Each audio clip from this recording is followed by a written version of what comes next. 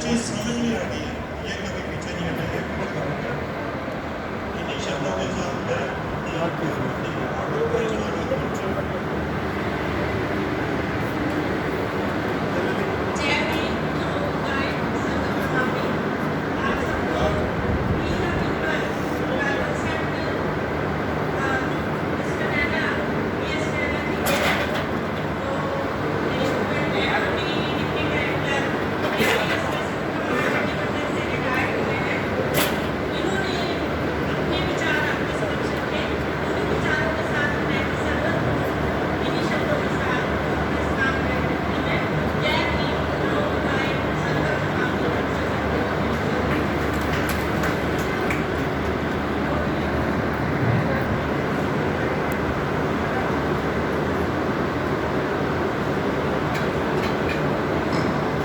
अब अपना कॉन्सेप्ट लेके आ रहे हैं इंजीनियर देवीलाल जी,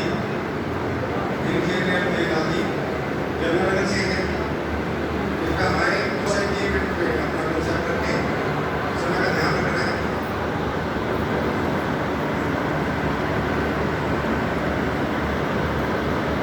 कॉन्सेप्ट के बीच में और कॉन्सेप्ट के बाद इनका आप ताली बन जा रहे हैं।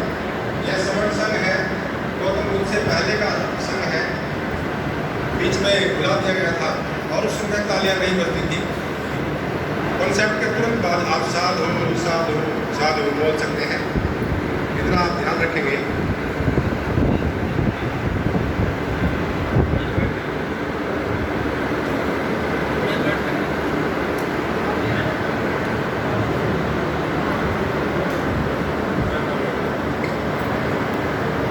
सभी वक्तागण सिंहासन पर बैठकर ही अपना वक्तव्य रखेंगे।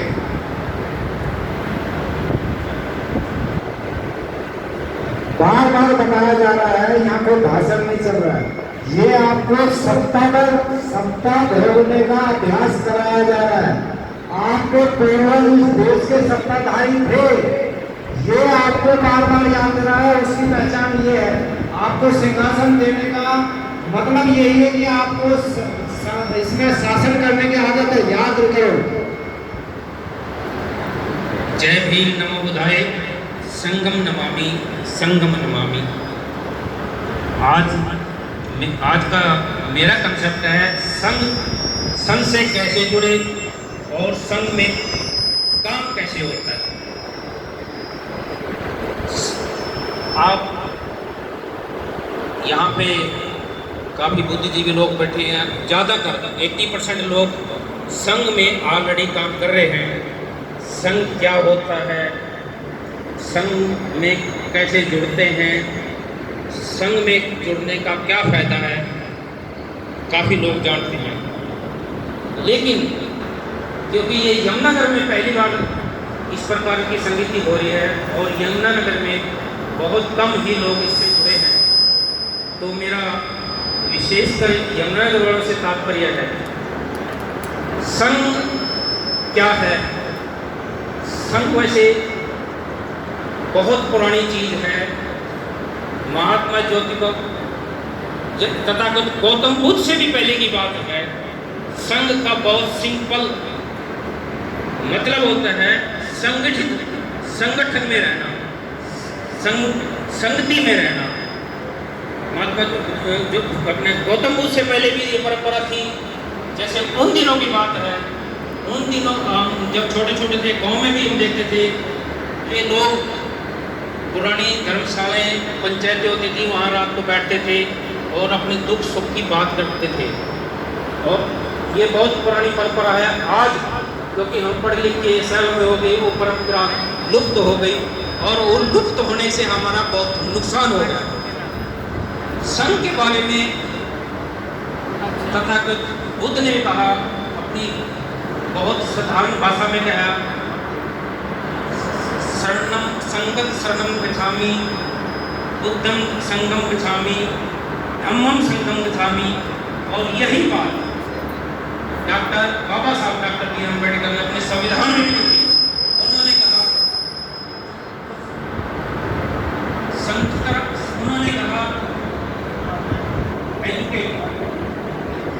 पढ़ो, संगठित हो,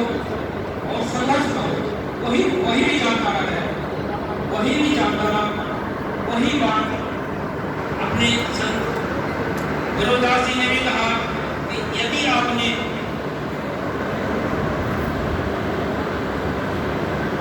शहद जैसा फल चाहिए, शहद जैसा परिणाम चाहिए, आपने मधुमक्खियों की तरह रहना पड़ेगा। तो संग कोई नई चीज नहीं है। हम संग से दूर हो गए और संग से दूर होने से हमारा कितना नुकसान होगा हो गया है, ये आपको अच्छी तरह पता है। हम बाबा साहब ने जो हमें संविधान दिया था, संविधान में जाते जाते बाबा साहब ने एक बहुत साधारण बात कही थी, और साधारण की बड़ी इंपॉर्टेंट बात थी कि मेरे देश के नौजवान साथियों, आज संविधान में जो मैं ये अधिकार आपको देके जा रहा हूँ, बड़ी संघर्ष और विपत्तियों के बावजूद दे रहा हूँ। मेरा आपसे अनुरोध है कि इसको हमेशा आगे ही बढ़ाना है, और यदि आगे नहीं बढ़ाए तो इसको पीछे मत जाने दें। आज हम यदि वो बात याद करें तो हमारी 1950 से लेके आज कितने एमपी चुनके भेजे, कितने एमएलए चुनाव के भेजे, कितने हमें संगठन बनाए, संगठन हमें समाज के भी बनाए, राजनीतिक भी बनाए, और यूनियन कर्मचारियों के भी बनाए। और यदि हम उन संगठनों की ऑन रिकॉर्ड बात करूं, मैं आज 29 लाख संगठन हैं आज की डेट में, जिनमें से 4 लाख संगठन एक्टिव हैं। इतने संगठन होने के बावजूद जो 74 साल से हम एमपी और एमएलए विधानसभा और संसद में भेज रहे हैं, उसके बावजूद भी एक एक करके आज की डेट में हमारे सभी हक और अधिकार चले गए हैं। और आज ये विनाश की रेख बहुत तेजी से बढ़ रही है। और यदि हम 4-5 साल, मैक्सिमम 10 साल यदि हम इसको नहीं रोक सके, तो आज जो ये मेरे नौजवान साथी बैठे हैं, तो याद कर लो अपने दादा को। हमारे दादा की क्या स्थिति थी? बिल्कुल अनपढ़ थे, गुलाम थे। और अब याद एक इस पीढ़ी छोड़कर अपने पड़पोतों को याद करना, वो दोबारा गुलामी की स्थिति में हो गए। यदि हम आप इस विनाश की ट्रेन को नहीं रोक पाए, और ये विनाश की ट्रेन कैसे रुकेगी? बहुत साधारण सी बात है। ये संघ जो हमारा कथा कि गौतम के टाइम का था, गौतम साहब के टाइम से क्या था कि हम हफ्ते में एक बार शनि बहुल होते थे, शनिवार का दिन फिक्स होता था। वैसे ये शनि हफ्ते में एक बार सभी समुदाय, सभी धर्मों में है। जैसे यदि हम ईसाइयों में देखें वो संडे का दिन रखते हैं, और यदि हम मुस्लिम लोगों में देखें वो जुमे को रखते हैं, वो कम से कम एक दिन इकट्ठे जरूर होते थे। और गौतम बुद्ध के टाइम में भी हमारा ऐसा था, हमारा शनिवार बहुल होता था। उस दिन क्या होता था कि उस टाइम तो बहुत पुरानी बात है, कोई जात पात नहीं थी, कोई छोटा बड़ा नहीं था, बिल्कुल समान संघ। समान संघ का मतलब होता है समान मन वाले, समान विचारों वाले, सच्चे आदमी का संघ, ये होता समन संघ। तो उन दिन होता था, जितने भी कस्बे शहर होते थे, वो शनिवार का दिन होता था। शनिवार के दिन वो गांव से आते थे वहाँ, और सभी अपने साथ दोपहर का खाना लेके आते थे। 4-5 घंटे बैठते थे, 4-5 घंटे क्या करते थे? अपने दुख सुख की बात करते थे, अपनी समस्या की बात करते थे, और उसका समाधान भी ढूंढते थे। उन दिनों जंगल थे, वो साथ क्या लेते थे? एक छोटा सा डंडा रखते थे, डंडे के थे एक कोई औजार होता, बल्लम नुकीला, क्योंकि रास्ते में जानवर भी होते थे, वो साथ लेके आते थे। और सारा दिन वो चर्चा करते थे, समाधान करते थे। और जाते समय, क्योंकि खेती मजदूरी करते थे, खुरपा, दांती, कुहाड़ी, कुल्हाड़ी, इस प्रकार के सामान ले जाते थे। तो उस शनिवार से एक समण संघ के ऑपोजिट था ब्राह्मण संघ, ब्राह्मण उनको बड़ी पीड़ा थी उससे कि ये इकट्ठे क्यों हो गए, क्योंकि उन्हें पता कर इकट्ठे हो गए हैं, एकता कर दिया, कोई विचार आ गए अटैक भी कर सकते हैं। तो उन्होंने शनिवार को शनिचरवार किया, फिर शनिवार को अशुभ कर दिया, शनिवार को बोल दिया कि शनिवार को कोई लोहा नहीं खरीदना, शनिवार को घर से बाहर नहीं निकलना। ये शनिवार हमारा दरअसल हमारे इकट्ठे होने का दिन था। ये शनिवार को उन्होंने अपनी मानसिकता से कैसे बदल दिया। ये समण संघ दोबारा फिर अपना उसी संघ के साथ आया और समण संघ में बड़ा सिंपल सा उद्देश्य है कि जब जुड़े हैं, जब जीते हैं, जब जुड़ेंगे तब जीतेंगे, जितनी जल्दी जुड़ेंगे उतनी जल्दी जीतेंगे, और जितना लेट जुड़ेंगे तब हो सका उस टाइम हमारे पास ये आज तो संविधान है, हमेशा इकट्ठा बैठने का भी मौका न मिले। तो इसलिए जितनी जल्दी जुड़ेंगे उतनी जल्दी जीतेंगे, जितनी जल्दी हो सके उतनी जल्दी जुड़ो। यही इस समण संघ का तात्पर्य है। समण संघ में कोई छोटा बड़ा ऊंच नीच नहीं होता। समण संघ जितने भी हमारे समतामूलक समाज के समय का ध्यान रखना है।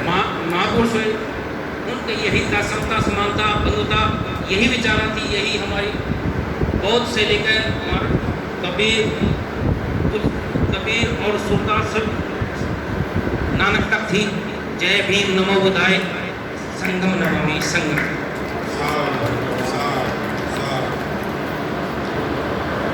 अब मैं बुलाना चाहूँगा श्याम कुमार जी, सहारनपुर से हैं। श्याम कुमार जी आए और 2 से 3 मिनट में अपना कंसेप्ट रखें। उसके बाद कृष्णा मनोहर जी जा रहे हैं। जी नहीं, आप संघासन पर ही बैठ के बोलेंगे, और यदि इनके साथ इनकी जीवन संगिनी है तो वो भी साथ में बैठेंगे। जो भी वक्तागण है वो सिर्फ संघासन पर बैठ कर ही बोलेंगे। संगम नमामि संगम नमामि संगम नमामि। मैं श्याम कुमार अध्यापक सहारनपुर से। यहाँ मुझे देखकर बड़ी खुशी हो रही है कि हमारे समण भाई भारत के अलग अलग राज्यों से यहाँ इकट्ठा हुए हैं। ये हमारे लिए बड़े गौरव और सम्मान की बात है। यहाँ बहुत सारे समझाने के लिए समण संघ क्या है और वो कैसे काम करेगा, समण संघ क्यों डेवलप किया गया, इससे हमें क्या फायदा, हमें बताने के लिए बड़े बड़े विद्वान वक्ता हमारे बीच में है। मैं कुछ अलग बातें जो जरूरी हैं उन पर भी प्रकाश डालना चाहूँगा। संघ के कार्यक्रम, सबसे पहले तो संघ का ये कार्यक्रम, ये व्यवस्था बनाने के लिए जिन लोगों ने सहयोग दिया है, मैं उनका तहे दिल से बार बार धन्यवाद अदा करता हूँ। मैं एक चीज़ आपको याद दिला देना चाहता हूँ, ये संघ को पहले भी बता दिया गया है कि जो हमारा संघ है ये गौतम बुद्ध और उनके जीवन से भी बहुत पहले से चला हुआ आ रहा है। और आपको एक चीज़ देखकर ताज्जुब होगा, बड़ा ही आश्चर्य की बात है कि जिसका नाम हम RSS के नाम से जानते हैं और एक सरकार पूरे भारत में उसी के नेतृत्व में काम कर रही है, वो संघ उनका नहीं है, वो संघ हमारा है। लेकिन हम इतने निकट्टू हैं कि हम नियमों को नहीं मानते। बाबा साहब गौतम बुद्ध ने बार बार उस संघ के तरफ इशारा किया, लेकिन हमने उनके नियमों का पालन नहीं किया। और उन लोगों ने देख कर काशीराम जी को, बाबा साहब को, उनकी बातें सुन कर, उनकी किताबें पढ़ कर उस RSS वालों ने सारे हमारे संघ के नियम को पालन किया, उन नियमों को लागू किया और उन नियमों पर चलकर आज वो पूरे भारत पर हावी हैं। तो हम सब ये भूल दोबारा न दोहराएं। समण संघ के जो 10 गोल्डन रूल आपके सामने लिखे हुए हैं उनको ध्यान रखें और उनका पालन करें, क्योंकि ऊंचाई पर चढ़ना तो बहुत आसान है, लेकिन ऊंचाई, ये संघ के नियम अगर हम पालन करेंगे तो ऊंचाई पर जरूर चढ़ेंगे। ऊंचाई पर तो सभी चढ़ जाते हैं, लेकिन वहाँ कितनी देर टिकते हैं ये बात बहुत अहमियत रखती है। जब तक आप नियमों का पालन करते रहेंगे आप ऊंचाई पर टिके रहेंगे। तो आप सब इन 10 नियमों का ध्यान रखें, आपके सामने लिखे हुए हैं, बीच बीच में रिपीट भी हो रहे हैं। संघ के बारे में मैं किसी भी संघ को, यूनिटी को बनाए रखने के लिए एक चीज बहुत जरूरी है, अच्छी सच्ची सोच, पॉजिटिव थिंक। यदि उसके बारे में अच्छा सोचें। अभी मैं एक छोटी सी कहानी सुनाना चाहूँगा। एक आदमी धूप में, जैसे कड़क धूप हो रही है, बाहर आकर एक पेड़ के नीचे खड़ा हो गया, बिल्कुल पसीना पसीना, ऊपर से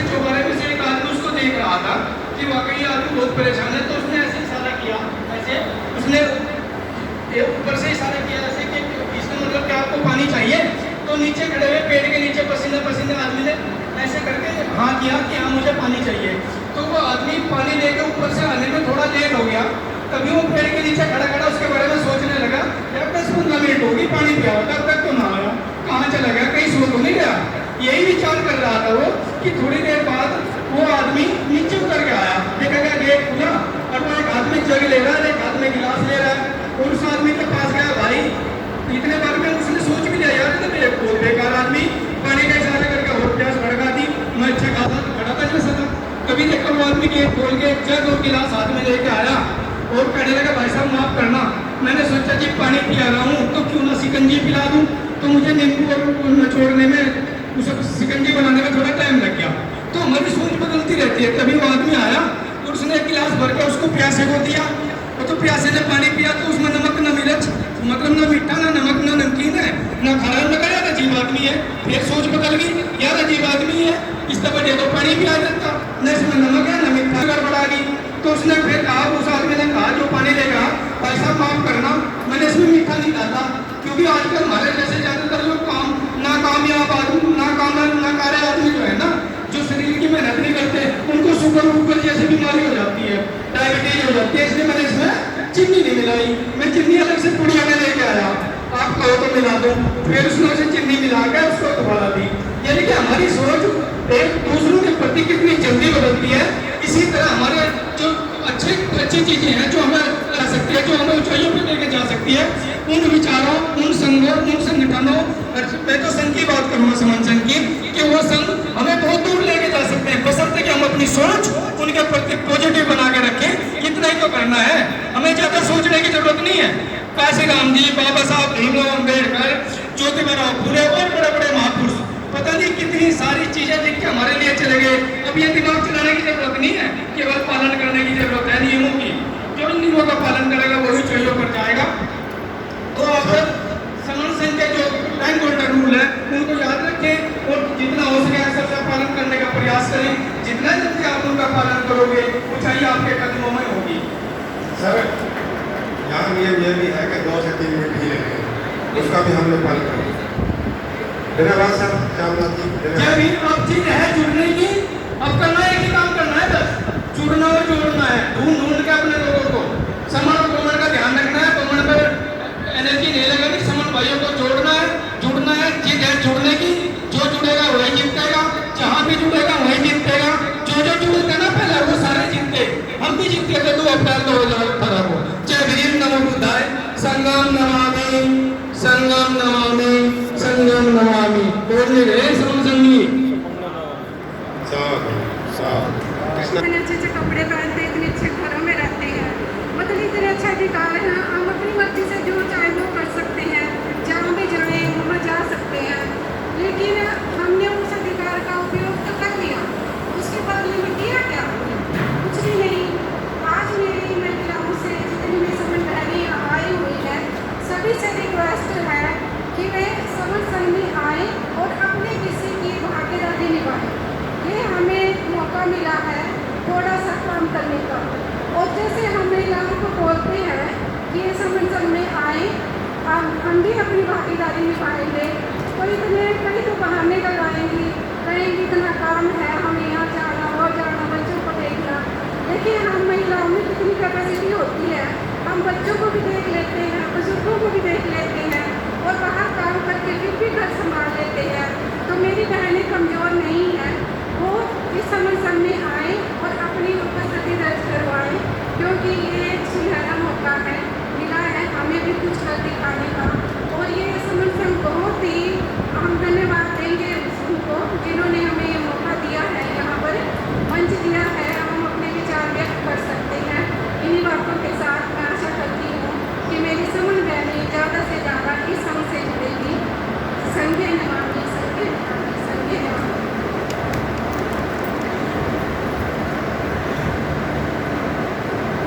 धन्यवाद कृष्णा जी। अमरीक सिंह जी डिस्ट्रिक्ट प्रेसिडेंट अम्बेडकर सभा के हैं, वो आएंगे 2 से 3 मिनट में अपनी बात रखेंगे। अमरीक सिंह जी, उनकी जीवन संगिनी भी साथ में आएंगी, कुसुमलता जी है शायद।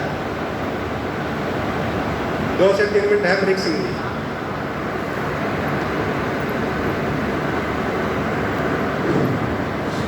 सबको जय भीम नमोदय साधुवाद। साथियों, आज ये जो समन संघ है, इसका जो हमारे अम्बेडकर भवन में जो प्रोग्राम किया गया है, इसकी रूपरेखा जो तैयार की गई है, उसमें हमने देखा है 3 आदमी 15 दिन से लगातार मेरे साथ कॉन्टैक्ट कर रहे हैं, जिसमें हैं श्री जगमाल जी। इनके लिए जोरदार तालियां बजाई जाए। श्री जगमाल जी एसडीओ साहब। दूसरे हैं हमारे जसमेर सिंह एसडीओ साहब PWD। इन्होंने भी बहुत ही संघर्ष करा है इस प्रोग्राम के लिए, इनके लिए भी जोरदार तालियां। दूसरे हैं हमारे SC साहब दुगड़ा जी, बहुत ही ईमानदार पर्सन हैं, रात दिन लग रहे हैं। और मैं और जगमाल जी रात के 10 या 11 बजे तक ये सारे जो पोस्टर हैं आपको लोग तक देंगे। हमने इस प्रोग्राम को रात को ये सारा तैयार करवाया। तो साथियों, अम्बेडकर भवन जो है ये आप लोगों का है। इसमें कोई भी आदमी किसी भी प्रकार का प्रोग्राम कर सकता है, उसको कोई मनाही नहीं है। किसी पर्टिकुलर आदमी का नाम कहें तो भवन इसका है, वो उसका नहीं है। आज मैं प्रधान हूँ, कल लोग भोगड़ा जी प्रधान हो सकते हैं, जगमान जी हो सकते हैं। तो हमें ये चाहिए कि हम बंदे यूनाइट रहें। बाकी ये जो समन संघ की बात है, ये तो जो चीज़ है ये प्रियम्बल है, we the people of India, written by doctor BR Ambedkar. हमारे जो डॉक्टर भीमराव साहब हैं जिन्होंने संविधान दिया, ये प्रियम्बल उनका है। हम भारत के लोग, हम we the people of India, हम भारत के लोग, हमारा देश भारत देश। सबने क्या बोलना है? हमारा देश, हमारा देश, हमारा संघ समन संघ, हमारा संघ, हमारा संघ।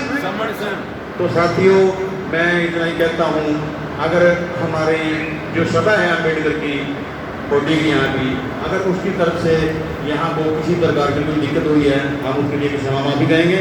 वैसे तो हमने पूरा जोर लगाया है यहाँ भाई हमारी सभा की तरफ से भोगड़ा जी को कोई दिक्कत ना है, तो सारी मेरी सभा से अनुरोध है। और मैं अपनी सभा की तरफ से और अपनी कॉलोनी वासियों की तरफ से इस प्रोग्राम को सक्सेस होने पे इन लोगों को बधाई देता हूँ। साधुवाद। जय भीम, जय भारत, जय गुरुदेव।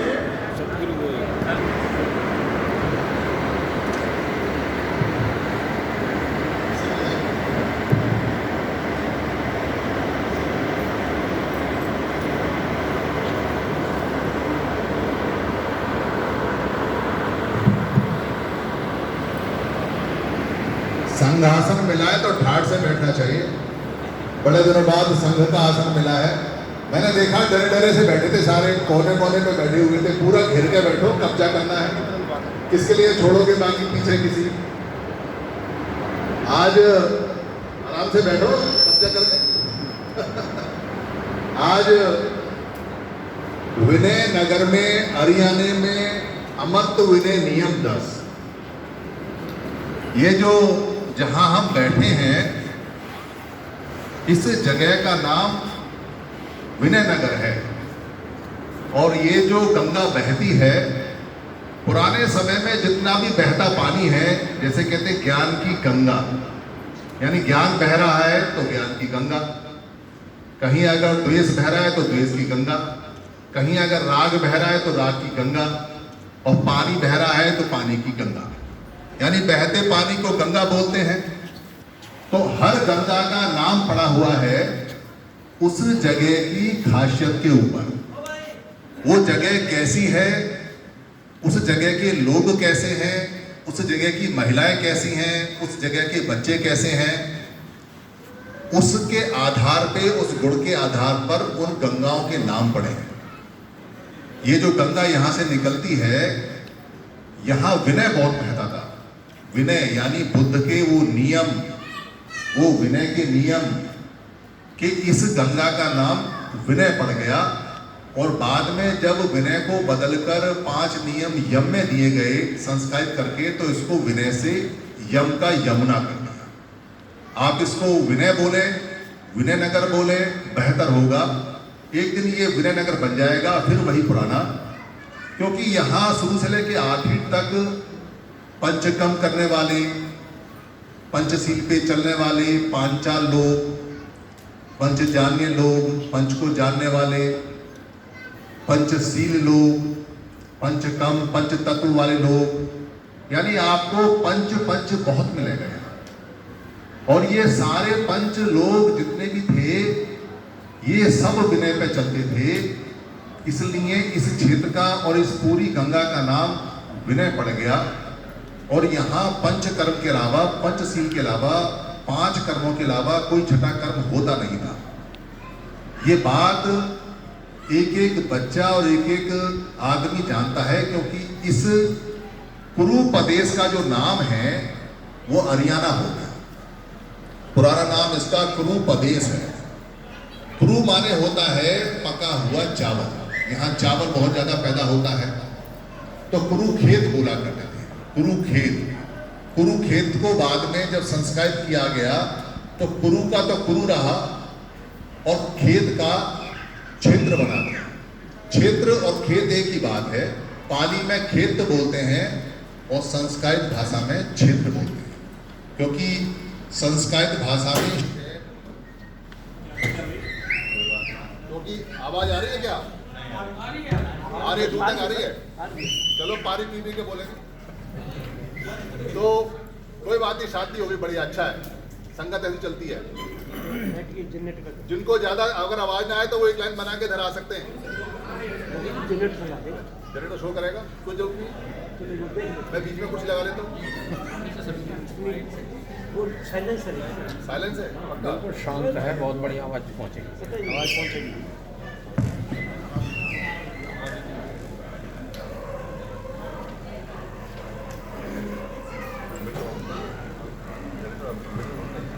चल रहा सर, आगे आप आगे चल रहा है। हेलो, तो जो खेत है, खेतीय लोग हम हैं, खेती खतौने वाले लोग हैं, सारे हम किसान लोग रहे हैं। उस खेत का क्षेत्र बना दिया और कुरु का कुरु रहा, करु से कुरु बना दिया और इसको कुरुक्षेत्र बोले गए। कुरुक्षेत्र नाम का कोई शहर इस पूरे के पूरे एरिया में नहीं होता, क्योंकि ये स्टेट का नाम है। इस कुरु प्रदेश को बदलकर अरिय मार्ग पर, अरिय माने सच्चे मार्ग पर चलने वाला, हरियाणा बोला गया। हरियाणा, यहाँ ड बहुत चलता है, ड बहुत चलता है, और पाली के अंदर ड और ड़ बहुत चलता है। पुरानी पाली भाषा है, वही सारे हरियाणा वाले लोग बोलते हैं। लाडवा, लाड़ला नहीं बोलते, लाड़वा नहीं बोलते, लाडवा। तो जो हरियाणा है उसको हरियाणा बोलते हैं। यानी अरिय मार्ग और हरिय मार्ग दोनों की बात एक ही है। कोई हरि ऐसा नहीं है जिसको गॉड बोलते हो, ये अरिय से हरि बना है। और अरिय मार्ग बुद्ध ने बताया सबसे पहले, अरिय सच्चानी मार्ग, यानी कि आर्य श्रेष्ठ मार्ग, बिल्कुल श्रेष्ठ। और एक अनर्य भी होते हैं, अनर्य माने अनार्य, जो श्रेष्ठ नहीं होता उसको अनार्य बोलते हैं। और इसको बाद में आर्य बोला और अनार्य बोला। असली शब्द जो है अनरियो और अरियो, तो ये हरियाणा है। तो हरियाणा के अंदर नीचे से लेके ऊपर तक, यानी कहाँ तक, कंधार तक, अफगानिस्तान तक, ईरान तक, ये जो करू प्रदेश है बहुत बड़ा रहा है। सारा का सारा यहाँ पर जो मिलता है बुद्ध का मिलता है।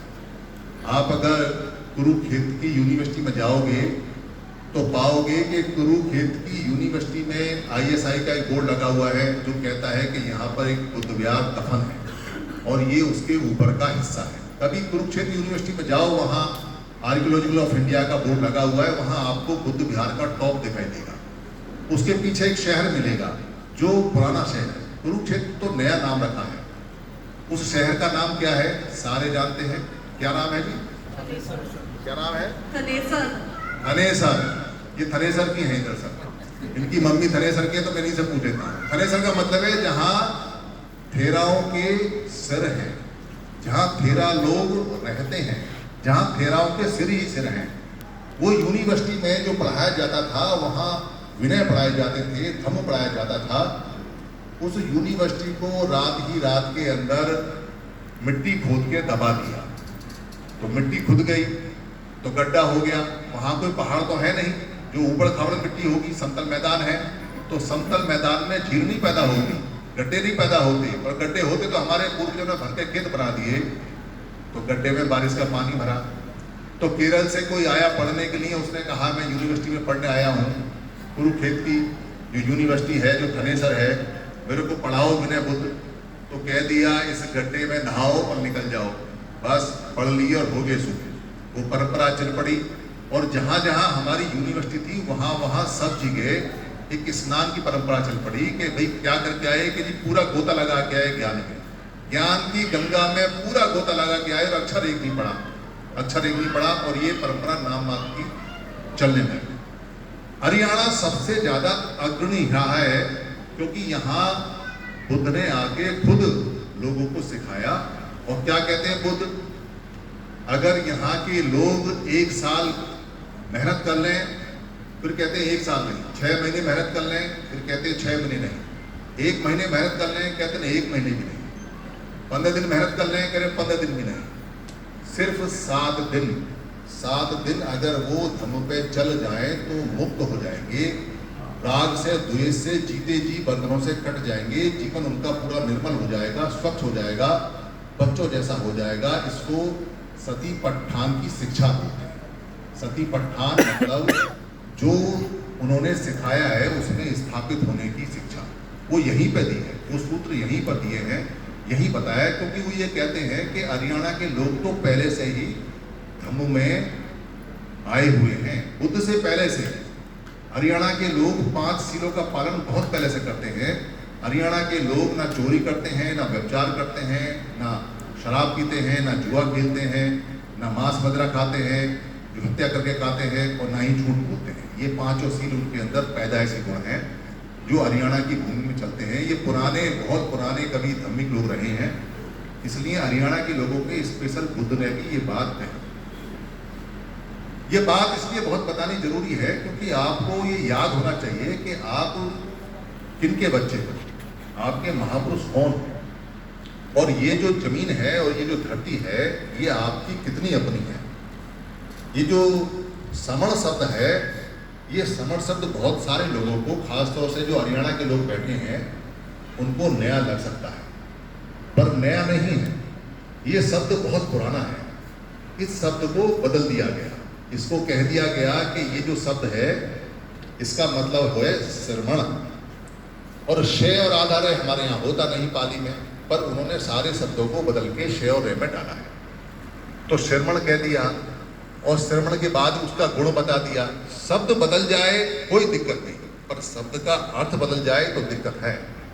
समण के माने होता है समण बुद्ध, समण सम्राट अशोक, समण काशीराम जी, समण डॉक्टर अंबेडकर, समण ज्योतिबा फुले, समण दले सिंह यादव, समण जो पेरियार है ईवी रामास्वामी पेरियार, समण पटेल, समण गुर्जर, ये समण में सारे लोग आते हैं जो बमण नहीं है। पर समण को अगर श्रवण कह दें और इन लोगों को कहें कि आप सारे श्रवण हैं तो कोई दिक्कत नहीं। पर अगर ये कह दें कि आप तो श्रम करने वाले लोग हैं और श्रम को बदल के कहते हैं कि मेहनत करने वाले लोग हैं, फिर बात खराब हो जाती है। वो कहते हैं आपके माँ बाप मेहनत करने वाले लोग हैं, आपके पुरखे मेहनत करने वाले लोग हैं और आप मेहनत ही करते रहो। तो फिर अगर कोई कहे कि राजा बनना है, नहीं, राजा नहीं बनना है आपको, आप तो शुरू से श्रमकार हो, आप श्रम दान करो, आप श्रमजीवी हो। और देखो कितनी अच्छी बात है कि आप श्रम करके खाते हो। तो ये तो बात ठीक है कि हम श्रम करके खाते हैं, पर तुम बताओ तुम कैसे खाते हो? और तुम श्रमजीवी नहीं हो क्या? तुम श्रमकार नहीं हो क्या? तुम क्या हरामकार हो क्या? तुम क्या भरी का खाने वाले हो क्या? ये बात कोई नहीं बताता। हमको तो कहते हैं कि हम मेहनत करके खाने वाले हैं, पर अपने को नहीं बताते कि तुम कैसे खाने वाले हो। ये कोई पूछता भी नहीं। हमारे लोग मुँह छोड़ करके कहते हैं हम तो बड़े मेहनती हैं, बड़े मेहनत कस हैं, हम तो श्रमदान हैं, श्रमजीवी है, श्रम का खाने वाले हैं। पर जो श्रम का खाने वाले लोग हैं वो पूरी बात नहीं बताते। पर हम श्रमजीवी नहीं हैं। बाबा साहब अम्बेडकर ने जो वॉल्यूम दिया है, 16वां वॉल्यूम है, उस वॉल्यूम में श्रय शब्द ही नहीं है, श्रम ही नहीं है। वहाँ मेहनत करके खाने वाले को कर्मकार बोलते हैं, काम करके खाने वाला कर्मकार। हम कर्मकार हैं, बाद में कर्मकार का कर्मकार हो गया। हम कर्मकार हैं, कर्म करके खाने वाले हैं, मेहनत करके खाने वाले हैं, पर हम श्रमजीवी नहीं है। श्रम शब्द ही नहीं है, श्रमिक शब्द नहीं है, श्रमजीवी नहीं है, श्रमदान नहीं है, श्रम का कोई शब्द ही नहीं है, श्रेय नहीं है। तो यहां से पता चलता है कि हम तो समण हैं। और जब हमें ये पता चलता है कि बुद्ध कौन है, तो महासमण है, बड़े समण है। अशोक कौन है सम्राट, वो समण है। हमारे दादा दादी कौन है, समण है। तो समणों का कोई घर रहा होगा, समणों का कुछ संगति रही होगी। संगति का मतलब संस्कृति। तो लोग कहते हैं, ये बात समझ में नहीं आई कि समणों का कोई घर हो सकता है, समणों का कोई संघ हो सकता है, समणों की कोई संगति हो सकती है। तो उसको बताते हैं बात, उसको ऐसे समझाते हैं। अच्छा ये बताओ, अगर आप केरल में जाओगे तो आपको वहाँ ब्राह्मण मिलता है, ब्राह्मण मिलता है? कह रहे हाँ जी केरल में ब्राह्मण है। तमिलनाडु में जाते हो ब्राह्मण मिलता है? हाँ जी ब्राह्मण है। अच्छा हरियाणा में जाते हो ब्राह्मण मिलता है? कहते ब्राह्मण है। अच्छा अगर ऊपर जाओगे हिमाचल प्रदेश में ब्राह्मण मिलता है? हाँ जी है। अच्छा त्रिपुरा में जाओगे ब्राह्मण मिलता है? हाँ जी ब्राह्मण है। ये बात मानते हो कि पूरे देश में ब्राह्मण है? हाँ जी ब्राह्मण है। तो आपको जो आसपास ब्राह्मण के लोग हैं, जो ब्राह्मण नहीं है, वो लोग कौन है, उनकी संगति क्या है, उनका नाम क्या है? तो आदमी दाएं बाएं देखता है, बहुत ज्यादा बताता है तो कहता है जी वहाँ उसका जात ऐसा है, उसका नाम ऐसा है, वहाँ ऐसे लोग हैं, वहाँ वैसे लोग हैं। जब पूरे भारत में सबको तुम बमण बमण बता रहे हो जितने भी हैं, और अपने को अलग अलग टुकड़ों में बता रहे हो, तो आप क्या टुकड़ों में थे? क्या टुकड़े आपके थे? वो नाम कहाँ है जो सम्राट अशोक के समय पूरे देश की आइडेंटिटी, पूरे देश की पहचान आपके नाम से होती थी? वो नाम कहाँ है? वो नाम कोई नहीं बताता आपको, पर उस नाम को बुद्ध का साहित्य बताता है। जब बुद्ध बताते हैं, पढ़ाते हैं, क्योंकि बुद्ध तो देखो, जो बुद्ध होता है वो भेदभाव नहीं करता। हमने यहाँ समण संघ की बात कर रहे हैं, हम बमण संघ की बात नहीं कर रहे, हम भेदभाव कर रहे हैं, इसमें कोई शक नहीं है।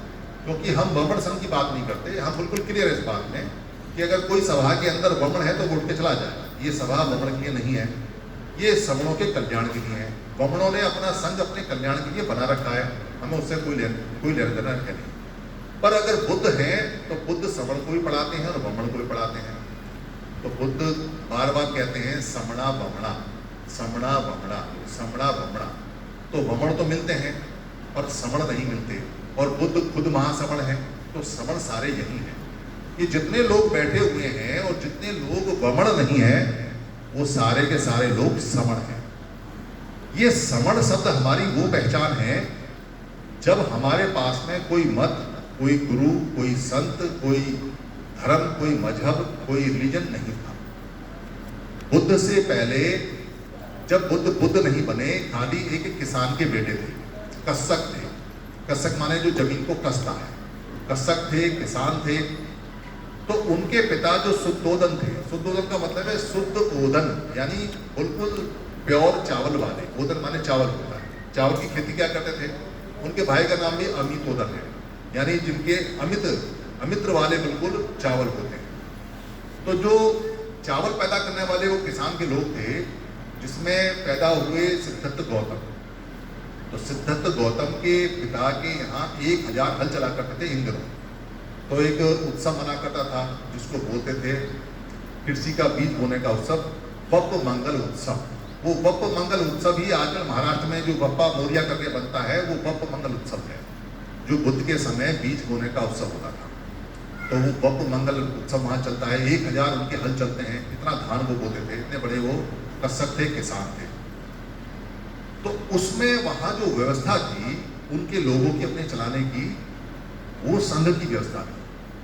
वो सन्निपात बाहुल करते थे, यानी जैसे आज हम बैठे हैं इसको सन्निपात बाहुल कहते थे, और 7 दिन में एक बार बैठते थे। उस सन्निपात बाहुल में वो अपने सत्थक दंड लेके आते थे, यानी भाले हथियार लेके आते थे, और वहां अपनी समस्याओं को हल करते थे, और अपनी रोटी लेके आते थे, और ऐसे ही नीचे बैठते थे। और जैसे मैं संघासन पे बैठा हूँ, ऐसे ही संघासन कोई मिट्टी का, कोई लकड़ी का कुछ बना लेते थे, उसको संघासन बोलते थे। उस संघासन पे कोई अपनी बात कहता था, उस बात का चर्चा होती थी, उसका परिणाम आता था, फिर कोई दूसरा संघासन पे बैठता था। वो संघासन तब तक ही संघासन रहता था जब तक संघ बैठा हुआ है। संघ उठ गया, संघासन बेकार हो गया, फिर वो कुर्सी होगी, फिर संघासन। संघासन इसलिए होता था ताकि ऊंचा सुन के वो एक एक को देख सके, बात को कर सके। तो संघासन पे सारी सभा होती थी। उसमें अपने दुख और परेशानी की बात क्या करते थे और आगे भविष्य में क्या खेती है, क्या किसान है, किससे झगड़ा है, किससे लड़ाई है, सारी बात वो संघ में किया करते थे। उस संघ में झगड़ा मच गया। झगड़ा ये बचा कि जो कोलियों का संघ था, जो कोली लोग थे और जो साक्य लोग थे, उनके बीच में रोहिणी नदी जा जाती थी। उस नदी से पानी चावलों में आता था। चावल के खेतों में पानी बहुत ज़्यादा चाहिए, पानी के झगड़ा रहता था, चावल दोनों को बोने हैं। बार बार रोहिणी वाले जो लोग थे, जो कोली लोग थे, वो रोहिणी नदी से ज़्यादा पानी ले जाते थे अपने हिस्से से ज़्यादा। तो वहाँ जो साक्य संघ था उसने तय किया कि इसको सबक सिखाएंगे और ये ऐसे नहीं मानेंगे बातों से, अब तो युद्ध होगा। तो पूरे संघ ने तय किया कि युद्ध होगा कोलियों से। पर सिद्धार्थ गौतम जो संघ में प्रवेश कर चुके थे, संघ के नियम थे प्रवेश करने के, तो सिद्धार्थ गौतम ने मना कर दिया, मैं नहीं लड़ूंगा युद्ध। तो संघ का आदेश यानी संघादेश थे, जो हमारे यहाँ संघादेश लिखा हुआ है, उसका अवहेलना हो गई। वो नियम नहीं माना उन्होंने। अब दंड मिलेगा, 3 दंड उनको दिए, या तो सारी संपत्ति ले लो संघ को मिलेगी, या मृत्यु दंड ले लो, और या देश छोड़ के निकलो यहाँ। इन तीनों में से एक दंड है। और इसको राजा पसंदी, जो पूरा एरिया का राजा है, वो भी नहीं काट सकता, क्योंकि संघ से बढ़ने की उसकी ताकत भी नहीं है। जबकि शुद्धोदन का और राजा पसंदी का दोस्ताना और याराना है, पर संघ डरता नहीं। तो बुद्ध को यानी सिद्धार्थ गौतम ने बाहर निकलने का, छोड़ने का नियम मानना पड़ा, और संघ के आदेश का पालन करते हुए, क्योंकि संघ का आदेश सबसे ऊपर है। वो आजकल हरियाणा में जो हमारी पंचायतें चलती हैं, उत्तर प्रदेश में जो पंचायत चलती हैं, वो संघ का आदेश ही देती है, वो भी संघ है, वहाँ भी ऐसे ही काम चलता है। तो वो सारा का सारा वहाँ से जाना पड़ा उनको। जब वो चले गए वहाँ से, तो उन्होंने वहाँ दुख खोजा, जो सुख है वो खोजा, दुख के कारण खोजे। फिर भिक्खु संघ बनाया, भिक्खुनी संघ बनाया, उपासक संघ बनाए, उपासिका संघ बनाए। बुद्ध बाद में बुद्ध बने, यानी सिद्धार्थ गौतम बाद में बुद्ध बने, संघ पहले है। और संघ किसने बनाया इसका किसी को पता नहीं, पर संघ प्रकृति से आया है, ये बात है। संघ में कोई नायक नहीं होता, संघ में कोई नेता नहीं होता, इसलिए तब से लेके अब तक संघ का ना कोई नायक है, ना कोई नेता है, मिलेगा भी नहीं आपको। और संघ में अगर कोई नायक और नेता है तो वो संघ ही नहीं है, वो फिर संघ घाती है। यहाँ कोई नायक नेता नहीं होता। यहाँ तो लोग आते हैं, काम करते हैं, संघ में मर जाते हैं, आते हैं, पहली पुरानी परंपरा है। तो संघ जो बना है और जो लिया है, वो प्रकृति से लिया है, जानवरों से सीखा है, क्योंकि हम भी जानवर थे, हम भी बंदर थे, और जो बंदर है वो आज भी संघ में रहते हैं, झुंड में रहते हैं, इसलिए बचे रहते हैं। हमने उन्हीं से सीखा, उन्हीं सारे जानवरों से, जंगल के नियम से हमने संघ में सीखा और अपने आप को बचाना सीखा, और वो हमारे खून में और जीन में है। इसलिए संघ हमारी सबसे बड़ी प्रॉपर्टी है, सबसे बड़ी जायदाद संघ है। इस संघ की जायदाद की वजह से हमने बहुत राज किया है। सम्राट अशोक के समय सबसे बड़ा संघ था। जब सबसे बड़ा संघ था तो सम्राट अशोक ने संघ के सारे नियम पत्थरों पे खुदवा के, तब पहली बार अक्षर बने, उससे पहले अक्षर नहीं थे। जो धम्म लिपि है वो हम लोगों ने बनाई, जो नाग लिपि है वो हमने बनाई, जिसको देवनाग लिपि बोलते हैं। उस समय धम्म लिपि थी, देवनाग लिपि से मॉडिफाइड होकर बाद में बनी।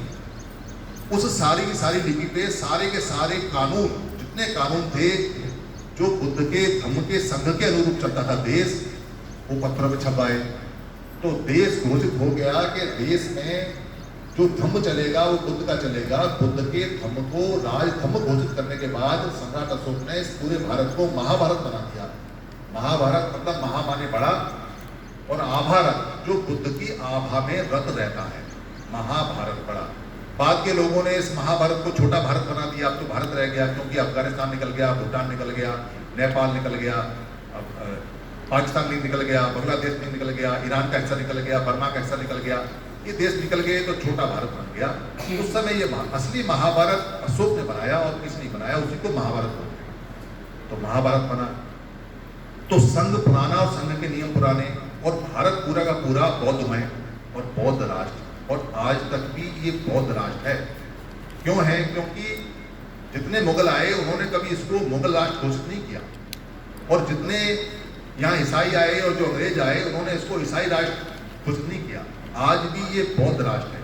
इसलिए आपको जो भोपरा के अंदर जो मिलता है, जो धम्मचक्र मिलता है, या जो चिनेटी में स्तूप मिलता है, या जगह जगह आपको जो पीले स्तूप मिलते हैं, वो इसलिए मिलते हैं क्योंकि पूरे देश में सम्राट अशोक के बिखरे पड़े हैं, और ये सारे राज आज्ञा के तहत में थे।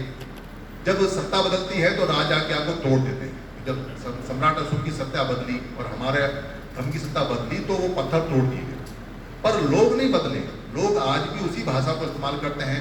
उसी संघों को इस्तेमाल करते हैं, उसी संघ में बैठते हैं, पंचायत में बैठते हैं, तो थोड़ा रूप छोटा होता चला गया। संघ के टुकड़े होते चले गए, तो संघ के टुकड़े होते होते जातियों में बदलते चले गए, पर संघ नहीं बदला। संघ के नियम वही हैं। आज भी माँ बाप कहते हैं भैया संघ संग रहियो, संघ में रहियो, एक साथ रहना है, संघ में रहना है। वो संघ संघ जो शब्द है वो संघ शब्द है, गए वाला नहीं है पाली के अंदर। संघ, संघ का संघ बन गया है, तो संघ संघ रहना है, तो सब कहते हैं संघ संघ रहना है। संघ की महिमा इतनी गजब की और इतनी बढ़िया है कि जो संघ में रहता है वो सुरक्षित रहता है, चाहे जानवर हो चाहे मनुष्य हो। यहाँ तक कि बुद्ध जैसा विशाल ज्ञानी आदमी जो दुनिया का विश्व गुरु है पहले नंबर का और अंतिम विश्व गुरु है, और कोई विश्व गुरु है ही नहीं बुद्ध के अलावा, वो विश्व गुरु भी इतना जानकार, इतना महान, संघ में ही रहता था। 50,000 भिक्षुओं के संघ में चलता था। कई बार हमला हुआ उस व्यक्ति पे, पर वो व्यक्ति कष्ट मछलियों से पता था कि संघ में रहूंगा तो जिंदा रहूंगा। और भिक्षुओं को भी कहा कि जहां जाना है संघ में ही जाना है।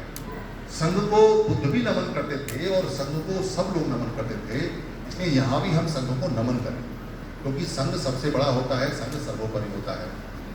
ये संघ के गुण इतने जबरदस्त हैं कि जो लोग संघ में रहे वो पूरा राज, पूरी सत्ता, पूरी एजुकेशन, पूरा स्वास्थ्य, पूरा पूंजी, पूरा पैसा, जिनका कोठी, बंगला, कार, देश विदेश यात्रा, बैंक बैलेंस, पढ़ाई लिखाई, हारी बीमारी सबसे पार हो जाते हैं, सब उनको मिल जाता है जो संघ में रहते हैं। दुनिया के जो भी लोग संघ में हैं वो मौज कर रहे हैं, और जो लोग संघ से टूट के अलग अलग वर्गों में या जाति में बदल गए या टुकड़ों में बदल गए, वो खत्म हो जाते हैं। जंगल के अंदर जो हिरन अपने संघ से बिछड़ जाता है वो शिकार बन जाता है शेरों का, और जो शेर अपने संघ से बिछड़ जाता है वो शिकार बन जाता है कुत्तों का, और जो कुत्ते अपने संघ से बिछड़ जाते हैं वो शिकार बन जाता है भेड़ियों का, और जो भेड़िया अपने संघ से बिछड़ जाता है वो शिकार बन जाता है चीतों का। यानी संघ से बिछड़ोगे तो मरना निश्चित है। समुद्र के अंदर जो मछली संघ में रहती हैं वो बड़ी मछली को भी भगा देती हैं, और जो मछलियाँ संघ में नहीं रहती, अकेली रहती है, उसको बड़ी मछली खा जाती है। वैसे ही जो जानवर ऊपर हवा में तैरते हैं, जो संघ में एक साथ चिड़िया चलती हैं, उन पर हमला नहीं होता, पर जो चिड़िया अकेले तैरती है, उड़ती है, उसको बाज झपट के ले जाता है। ये संघ में बचने की गारंटी 200% होती है, और हम अब तक किसी नहीं बचे रहे, क्योंकि हम कुनबों में, संघ में और अपने घरों में रहते हैं। ये तो अभी 30-40 साल से हमारे परिवार ऐसे हुए कि हमारे बिखरने लगे हैं, हमारे कुनबे के कुनबे, मोहल्ले के मोहल्ले एक साथ लगे हैं। लड़ बार हम कितने भी लिए हैं, क्योंकि गरीबी झगड़े की जड़ होती है। गरीबी आती है तो झगड़े होते, पर हम कुनबा नहीं छोड़ते। पर संघ के टुकड़े होते चले गए जाति। पहले जातियां नहीं थी, बुद्ध के समय कोई जाति नहीं, अशोक के समय कोई जाति नहीं, और अभी 400-500 साल तक भी कोई टुकड़ा, कोई जाति नहीं। जो साहित्य आप उठाओगे उसमें कुछ नहीं मिलेगी। कोई बहुत विद्वान आदमी होगा, बुद्ध के जानकार होगा, तो वो कहता है जी कि उपाली नाई जाति है, सुनित भंगी जाति है, पर 2 ही नाम बताएगा, तीसरा नाम उसके पास है नहीं, जबकि 6743 है। जो भंगी शब्द है वो उसको बोलते हैं जो बुद्ध के द्वारा भंग ज्ञान को अर्जित करता है। बुद्ध सबसे पहले भंगी थे, और उन दिनों कोई सफाई का काम था नहीं, इसलिए जो ये कहते हैं कि भंगी कोई जाति है वो थी, सफाई का काम नहीं। भंगी शब्द भंग ज्ञान को बोलते हैं, और भंग ज्ञान बहुत ऊंचा होता है। महिला अगर भंग ज्ञान प्राप्त करती है तो भंगन बोलते हैं, और अगर पुरुष यानी जो नर है वो प्राप्त करता है तो भंगी बोलते हैं। और उपाली जो नाई है उर्दू का शब्द है, इधर से ये नाम है, जो नाई है वो उर्दू का शब्द है, मगर वहाँ उपाली नाई सिर्फ एक नाम है, वहाँ बार का या केस कप्पन का काम नहीं होता, क्योंकि पाली में केस बोलते हैं और कप्पन बोलते हैं, तो केस कप्पक बोलते हैं नाई को, वहाँ नाई नहीं बोलते। और 6743 जातियों में और किसी जाति का जिक्र नहीं। जो जातियाँ इतनी बड़ी बड़ी हैं उनके कहीं नाम तक नहीं मिलते। तो ये बात सिद्ध हो जाती है कि जातियाँ अभी बनी हैं संघ को टूटकर, जब संघ टूटा है। जब भी संघ टूटेगा तो बिखरेगा, तो छोटे छोटे समूह में बिखरेगा, तो उसके छोटे छोटे नाम होते हैं। पर उस समय हम सारे समर्थ थे। उस समय कोई भी धर्म, कोई मजहब नहीं था। मेरे एक मित्र है जो MP हैं इधर लोकसभा के अंदर, अभी वो जामिया में पढ़ते हैं, उनसे बातचीत हुई थी, मुसलमान हैं, तो कहने लगे मुसलमानों को बड़ी दिक्कत हो रही है, दलितों को बड़ी दिक्कत हो रही है। तो दलितों का वो जिक्र करे थे, दलित और मुसलमान बार बार बोले थे। तो मैंने उनसे कहा कि भाई दिक्कत तो रहेगी, अगर आप खुद को मुसलमान बोलोगे और इनको दलित बोलोगे तो जिंदगी भर दिक्कत रहेगी। बोले मैं समझा नहीं। तो मैंने कहा समझाता हूँ आपको, आप मुसलमान होने से पहले क्या थे? तो कह रहा जी क्या मतलब है? भाई मुसलमान जो मोहम्मद मुस्तफ़ा सल्लल्लाहु अलैहि वसल्लम है, उनका जो जन्म है वो 1400 साल पुराना है। तो आप अगर काबा में भी रहे होंगे, मक्का मदीना से भी आए होंगे, तो भी 1400 साल पुराने रहे होंगे। पर आप यहाँ इंडिया के हो तो 700-800 साल पहले मुसलमान बने होंगे और अपनी इच्छा से बने होंगे। तो 700-800 साल पहले जब मुसलमान आप बने तो उससे पहले क्या थे? तो रहेगा जी पता नहीं। अच्छा, मैंने उनसे कहा कि ये तो बात मानते हो कि जब आप यहाँ तक आए हो तो आपके पीछे माँ बाप रहे होंगे, कोई ऐसा तो है नहीं कि बिना माँ बाप के आप यहाँ आ गए, तो आपके पुरखे के पुरखे के पुरखे रहे होंगे। कह रहा हाँ जी। तो सम्राट अशोक के समय कोई तो पुरखा होगा आपका, कोई तो माँ बाप दादा दादी रहा होगा, कोई तो नाना नानी होगा। कह रहा हाँ जी। तो सम्राट अशोक के समय तो एक भी मुसलमान नहीं था। यहाँ तो मुस्लिम जो मजहब है बाद में आया, ईसाई मजहब बाद में आया है। तो सम्राट अशोक के समय आप क्या थे? तो कह रहा जी जो सम्राट अशोक का राष्ट्र धर्म था हम तो वही थे, यानी कि बुद्धिस्ट थे। तो मैंने कहा भाई आपको परेशानी होगी अपने आप को बुद्धिस्ट कहने में, क्योंकि आप मुस्लिम धर्म में हो, आपको अचानक बुद्धिस्ट कह दिया तो आपको रात में नींद नहीं आएगी कि आप तो पुराने बुद्धिस्ट हैं, इसको भूल जाओ। अब आप ये बताओ कि बुद्ध से पहले आपके माँ बाप क्या है? अब वो काली सी खेल गए, क्योंकि बुद्ध से पहले क्या बताएं? बुद्ध के बाद तो लोग बुद्धिस्ट विचारधारा में आए हैं, पर बुद्ध से पहले तो बुद्धिस्ट विचारधारा में नहीं थे। तो हम लोग क्या थे बुद्ध से पहले? सारे हमारे माँ बाप क्या थे? इसको कोई नहीं बताता, कोई नहीं बताएगा आपको कि बुद्ध से पहले हम क्या थे। बुद्ध से पहले हम समण थे, और समण हमारी पहचान है, समण हमारी आइडेंटिटी है, समण हमारी उस समय की राष्ट्रीयता है। जो हमारा नेशनल हमारी आइडेंटिटी है, राष्ट्रीय पहचान है, वो समण है। और वो श्रमण के नाम से बदलती गई, इसलिए दिक्कत हो गई। अगर वो समण के नाम से होती और अगर हमें पहले जानकारी हो जाती तो ये जो समण संघ है, ये पुराना स्थापित संघ है, तो हम सब लोग जो कोई भी किसी भी मत का हो, कोई किसी पंथ का हो, कोई किसी गुरु जी को मानता हो, कोई किसी की अरदास करता हो, कोई किसी का माथे पे अपना कपड़ा बांधता हो, कोई किसी की माला पहनता हो, उससे फर्क नहीं पड़ता। फर्क उससे पड़ता है कि हमारी जो मूल पहचानें पुरानी है, क्योंकि मान्यताएं आदमी की निजी मान्यताएं होती हैं, उसमें नहीं उलझना चाहिए। आदमी का खान पान निजी होता है, मान्यता उसकी निजी होती है, उसमें नहीं जाना चाहिए।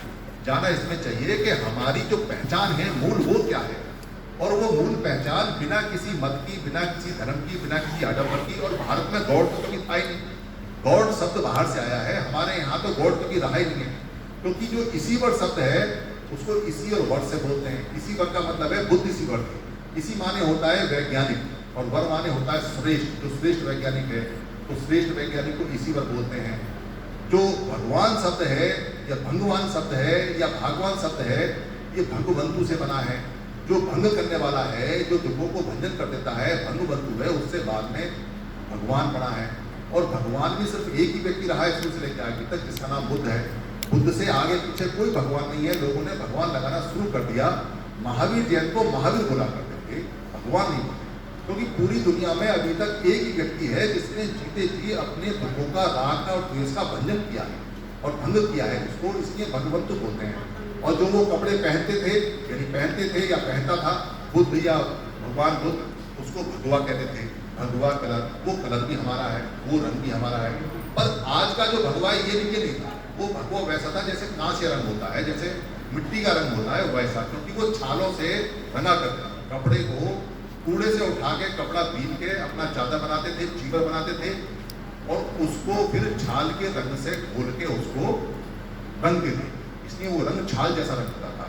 ये जो रंग आते हैं आजकल, ये नहीं होता। ये सारी कवायतें और बहुत सारी बातें ऐसी हैं जो ठोक के बताती हैं हम लोग पुराने एक साथ रहने वाले समण हैं। और समण इसलिए है क्योंकि हमारी जो पहचान है वो पहचान मूल पहचान है। वमण जब इस देश में आए तो उनको पहचान हमने दी, ये ध्यान रखना। वमण हमने पहचान दी है, ये शब्द हमने दिया है, क्योंकि वम माने होता है, वमती माने होता है उल्टी करता है, उलट कहते हैं। वम आ रही है, उल्टी करता है, वमती आ रही, वमन आ रही है, वमन आ रहा है, यानी उल्टी आ रही है। तो उल्टी करने को, उल्टी विचारधारा को, उल्टी बात करने वाले को हम वमन बोलते हैं, वम बोलते हैं। तो ये नाम हमने दिया क्योंकि वो हमारी समता वाली, समण वाली जो विचारधारा है उसके उलट काम करते थे, विषम करते थे। वो जानवरों को मारते थे, वो झूठ बोलते थे, वो शराब पीते थे, वो जहाँ से आए थे वहाँ पे सारे व्यभिचार करते थे। वो सारे हमारे 5 सीलों के उलट काम करते थे, इसलिए वमण बोलते थे। और वमण क्या करता था? वमण हमेशा याचक था। लोग कहते हैं वमण बड़ा बहुत ज़्यादा जानकार, महापंडित, ज्ञानी। ना महापंडित था ना जानकारी था, वमण याचक था। बाहर से जो आदमी आता है वो याचना करता है। इसलिए आपने अपनी सारी किताबों में एक बात पढ़ी होगी एक गरीब याचक ब्राह्मण, ये सबने पढ़ा है। आपने कहीं नहीं पढ़ा होगा एक गरीब याचक समण, कहीं पढ़ा हो तो बता दो। और आपने पूरा सेंटेंस नहीं पढ़ा, पूरा कभी पढ़ाया नहीं जाता। एक गरीब याचक ब्राह्मण किसके दरवाजे पे खड़ा है? समण के दरवाजे पे, हमारे दरवाजे पे। और वो याचक है, वो कह रहा है कि याचक है हमारे दरवाजे पे और हम उसको खाना दे रहे हैं।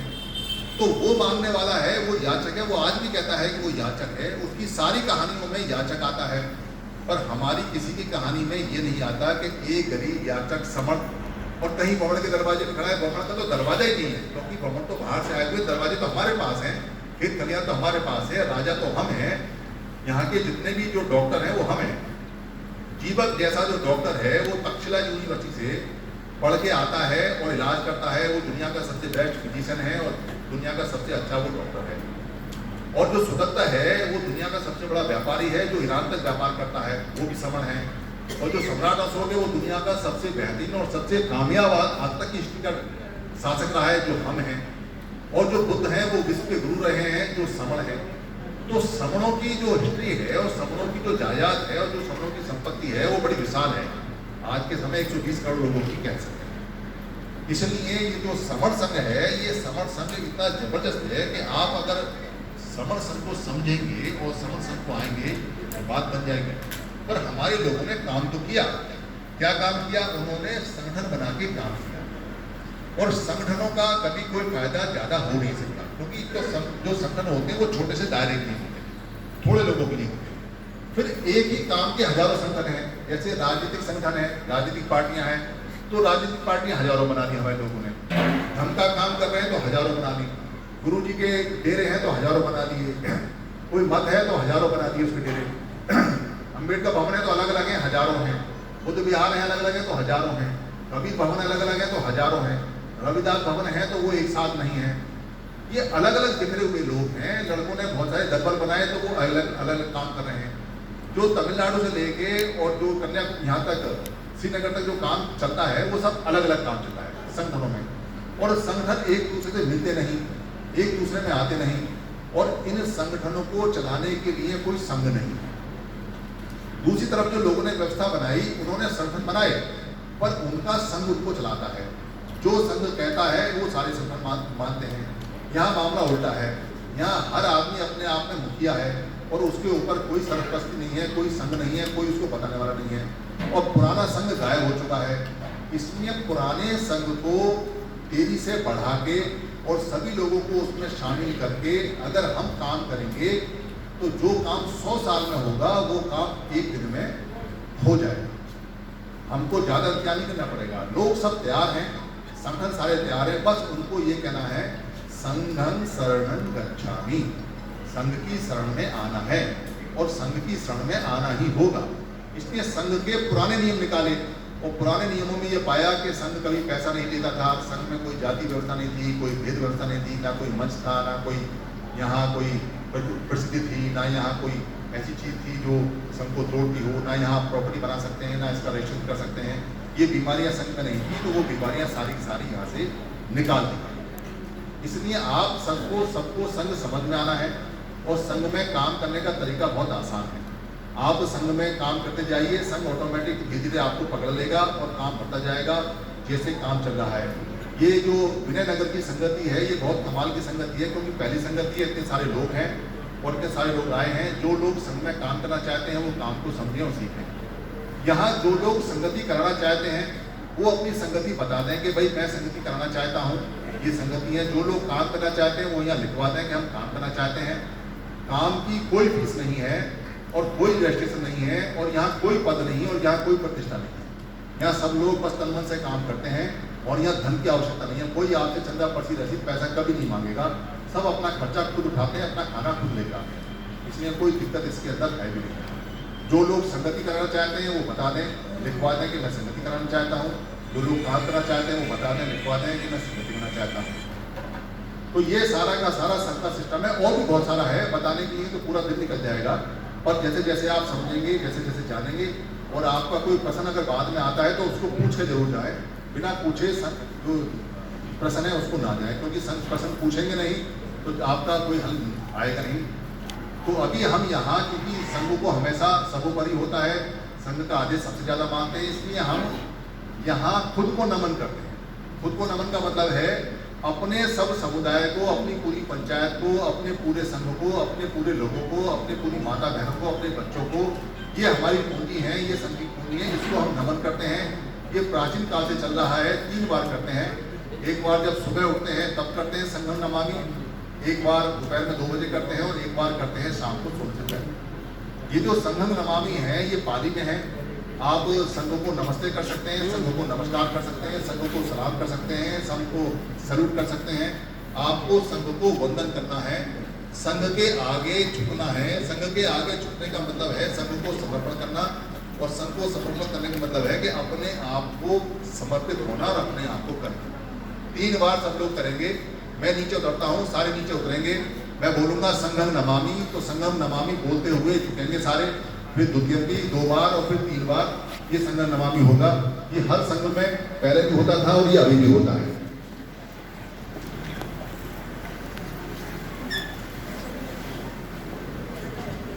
ये संघ को नमामि होता है और ये बहुत जरूरी है, क्योंकि हमारा संघ बहुत तेजी से बढ़ रहा है और संघ से बड़ी दुनिया में कोई चीज नहीं है। जिस संघ को बुद्ध जैसे विश्व गुरु भी नमन करते हैं, सम्राट अशोक जैसे महान राजा भी नमन करते हैं, हम उसी संघ को नमन करेंगे और बार बार करेंगे। और ये कोई कर्मकांड नहीं है, ये सिर्फ हमारा समर्पण है कि हम अपने संघ के प्रति समर्पित हैं और उसको नमामि करते हैं। किसी की अगर कमर में दर्द है तो वो बैठा रह सकता है, और किसी को संघ से बड़ी कोई चीज लगती हो तो वो बेशक ना करे, कोई जोर जबरदस्ती नहीं। और कोई अगर गर्दन हिला के 3 बार करना चाहे तो कर सकता है, अगर किसी की कमर में दर्द हो। संघं नमामि, संघं नमामि, संघं नमामि,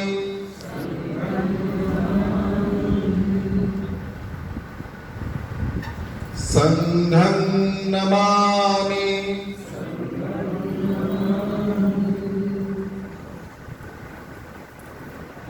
3 बार इसलिए बोला जाता है, एक बार संघ के लिए समर्पण तन से है, एक बार संघ के लिए समर्पण मन से है, और एक बार संघ के लिए समर्पण धन से। धन यहाँ संघ नहीं लेता, पर आप आते हैं, जाते हैं, किराया खर्च करते हैं, पैसा खर्च करते हैं, अपना खाना खुद लेके आते हैं, वो भी खर्चा है। तो तीनों तरह से हम समर्पित हैं संघ के लिए। ये संघ हमें पूरी तरह से सुरक्षा देगा। पहले हम जो बचे हैं संघ के कारण बचे हैं, अगर संघ नहीं होता तो अब तक हम खत्म हो जाते। बाबा साहब ने हमको कहा ऑर्गेनाइज। ऑर्गेनाइज का मतलब होता है हिंदी में संघ में रहो। हमारे लोगों ने संगठन बना लिए, संगठनों के परिणाम नहीं आ सकते, इसलिए संघ से ही परिणाम आते हैं। और जब संघ की टक्कर संघ से हो तो संघ ही जीतेगा, संघ ही लड़ेगा। संघ से संगठन कभी नहीं जीत सकता। संगठन बहुत छोटी इकाई होता है। कोई भी अगर भारत में कोई संगठन होगा तो बहुत ज्यादा 20,000 का होगा, 30,000 का होगा, 40,000 का संगठन होगा। इससे बड़ा कोई संगठन है ही नहीं, इतना बड़ा भी नहीं है। पर संघ जो होता है उसमें करोड़ों में संख्या पहुंच जाती है, क्योंकि हर व्यक्ति जन्मजात संघी होता है, उसको रजिस्ट्रेशन नहीं कराना। 120 करोड़ लोग आपके संगी हैं, आपको सिर्फ उनको याद कराना है। हमारे पूर्वजों का संघ है, समण संघ है, हमारा अपना संघ है, मेरे देश का संघ है, मेरा संघ है, समण संघ है। धन्यवाद। संघ नमामि। साधु साधु साधु।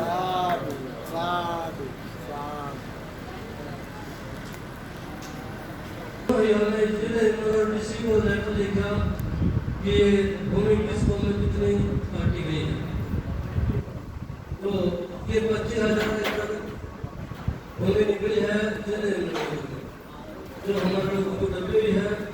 और हमें 25,000 एकड़ के लिए बीट मांगना करके पैसे इकट्ठे कर करके उसकी फीस भर के और ये पटना हमें ले सके। तो हमारी मांग सरकार से है कि लोगों को ये भूमि दिलाई जाए। और आप सभी को उस कानून के बारे में मालूम है, सरकार के आप सभी महापुरुष बैठे हैं, सरकार के बारे में आपको पता है कि सरकार से कैसे बात हो गई है। तो इसका इसी अंदर में लेटर के माध्यम से दिया है कि हरियाणा सिविल कोड इसका समाधान कर सकता है। 1972 में एक्ट बना था 15 को, उसमें ये आपका समाधान हो सकता है। तो इसका पता लगा कि चंडीगढ़ 17C में 71-75 नंबर उस ऑफिस का है और वहाँ पर ये जाने के लिए हमारे जो साथी हैं सब ऊपर वाले और गरीब वाले जाने वाले वहाँ पर तैयार हैं। कब तो हम वहाँ पर ये जो लेटर हमारे को मिला है तो आपसे गरीबों के मसीहा, नारी समाज के मुक्तिदाता, आधुनिक भारतीय संविधान के प्रसिद्ध रचयिता, 64,000 पुस्तकों के कंठस्थ ज्ञाता, विश्व की सबसे बड़ी university Columbia university of America से सिंबल ऑफ नॉलेज उपाधि हासिल करने वाले, आजाद भारत के सबसे पहले कानून मंत्री, गौओं को जवान देने वाले, बहरों को कान देने वाले, अंधों को आंख देने वाले, डालों को टांग देने वाले, नारी जाति को सम्मान देने वाले, आंसुओं को मुस्कान देने वाले और हमारा समाज जो कभी बोल नहीं सकता था उस पत्थरों को जुबान देने वाले और हमारे इस मुर्दा यानी जान तो थी लेकिन कुछ कह नहीं सकते थे, मुर्दा समाज को जान देने वाले, दलित विरोधी गांधी को जीवन का दान देने वाले, हमारे भारत देश को बहुत ही खूबसूरत संविधान देने वाले, करुणा का सागर, ज्ञान का भंडार, क्रांति का सूर्य, अर्थशास्त्री, समाजशास्त्री, राजनीतिक शास्त्री, मानव वंश शास्त्री, विधि विशेषज्ञ, कानून के शिल्पकार, मर्यादा पुरुषोत्तम युग पुरुष परम पूज्य प्रबुद्ध बोधिसत्व भारत रत्न बाबा साहब डॉक्टर भीमराव अंबेडकर जी के पवित्र चरणों में करोड़ों करोड़ों बार नमन करते हुए आप सभी सम्मानित मेरे पिता तुल्य बुजुर्ग, गुरु तुल्य विद्वान और सम्मान के योग्य माताएं बहनें एवं प्यार के योग्य मेरे छोटे भाई सभी को संगनमाभि नमो बुद्धाय। जय भीम, जय भीम, जय भीम, जय भीम। एक बार मुट्ठी बांध के जय भीम। धन्यवाद। तो ये तथागत बुद्ध से पहले भी, सम्यक संबुद्ध से पहले भी हमारे 27 बुद्ध हुए हैं जिन्होंने इस समण संघ को चलाया है और बुद्ध के बाद महामानव परम पूज्य बाबा साहब हुए, उनके बाद मान्यवर कांशीराम साहब जी हुए और उनके बाद सुधीर दास सिंह जी। अगर बोधिसत्व कहा जाए, भले ही मैं ना रहूं इस दुनिया में, मेरे बाद कहा जाए तो बेहतर होगा, क्योंकि जो सच्चाई पर बुद्धि को खर्च करते हैं, सच्चाई की खोज में बुद्धि को लगाते हैं, वो बोधिसत्व कहलाते हैं। तो जिन्होंने इस निर्जीव वृक्ष में पानी डालने का काम किया है, सींचने का काम किया है, मैं सुधीर राज सिंह जी के भी पवित्र चरणों में कोटि कोटि वंदन करता हूं, जिन्होंने इस समर संघ को पुनर्जीवित करने का काम किया है। तो आइए एक गीत मैं चंद लाइन सुनाऊंगा, उस गीत को पूरा करने के लिए मदद की है हमारे बड़े भाई जो रात और दिन इस संघ को सींचने में लगे रहते हैं, योगेंद्र कुमार जी मास्टर साहब जो गढ़मुक्तेश्वर से हैं। तो आइए, हमारी जंग हमेशा समण संघ क्यों बनाया गया है, क्योंकि दो संघ होते हैं, बमण और समण, और इनमें जंगी रही है हमेशा। और हमारे संघ को जब भी कभी क्षति हुई है, बमण इस संघ में शामिल हुए हैं और उन्होंने घात की है, इसलिए हमें सावधान रहना है। और हमारी जो जंग है वो बमण से है। तो ये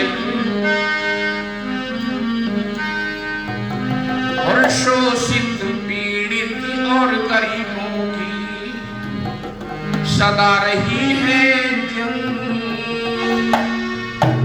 हम शोषित पीड़ित गरीबों की सदा जंग रही है उनसे, जिन्होंने हमें अभी बता रहे थे कि हम यहाँ सब कुछ हम थे, हमारा ही सब कुछ था, ये देश ही हमारा था, लेकिन हमें छल कपट से यहाँ हमारा पतन हुआ। तो बताया है शोषित पीड़ित और गरीबों की सदा रही है जंग।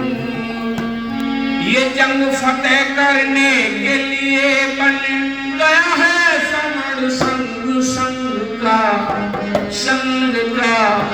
संघ का यही है नारा, जोड़ लो भारत नारा, जोड़ लो भारत सारा, शोषित पीड़ित और गरीबों की सदा रही है जंग फतेह करने के लिए बन गया है समर संघ, संघ का यही है नारा, जोड़ लो भारत सारा हो, संघ का यही है नारा, जोड़ लो भारत सारा।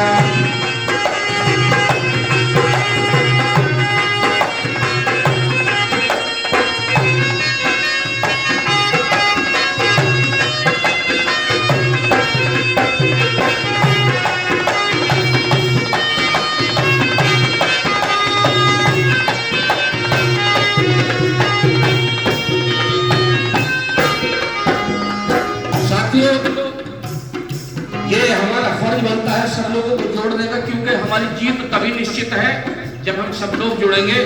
देखिए, मैं संघ में जुड़ा, मैं एक अनपढ़ बालक हूँ, आपका बच्चा, लेकिन मैंने संघ को समझा और आज मैं यहाँ खड़ा हूँ। हो सकता कल ना हूँ, क्योंकि मैं आज कैंसर का मरीज हूँ, कैंसर मेरे अंदर पनप रहा है, लेकिन मैं हिम्मत नहीं हार रहा। जब तक मेरी सांस है तब तक मैं अंतिम सांस में, मेरा सौभाग्य है कि मेरा दम भी निकले तो समर संघ में काम करते हुए निकले। तो क्या मतलब चाहते हो भारत में तुम अपनी हिस्सेदारी, चाहते हो भारत में तुम अपनी हिस्सेदारी,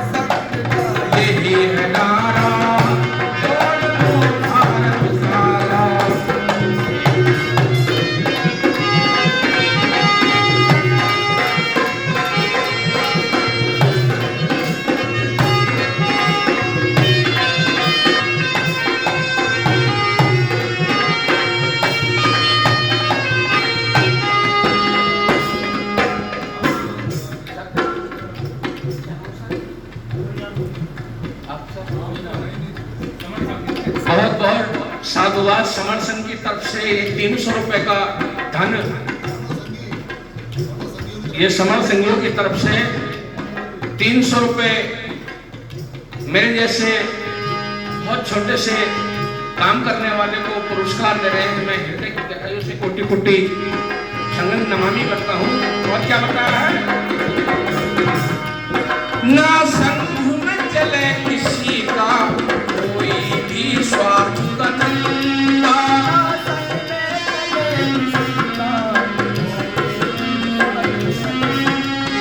देखिए रूल नंबर 2, ये समर संघ क्या है? समर संघ जो एक धुरी पर 10 पहिए घूमते हो, एक धुरी है इस संघ की, धुरी का नाम है भारतीय संविधान, और 10 इसके गोल्डन पहिए हैं जिन पर ये हर आदमी के अंदर एकदम विश्वास जमा लेता है और वास्तविक मतलब खरा उतरता अपने। जो ये परम संत है जो हमारे गाजियाबाद क्षेत्र को संघ से जोड़ने का विशेष काम करते हैं, परम संत है सुरेश चंद्र संघी जी, ये भी 500 रुपए का धन समर्पित कर रहे हैं। मैं हृदय की गहराइयों से कोटि कोटि संगम नमामि करता हूं। और बहन जी ये 200 रुपए पुरस्कार दे रही हैं, धन्यवाद। संघ का यही नारा, जोड़ लो भारत सारा, हो संघ का यही नारा, जोड़ लो भारत सारा।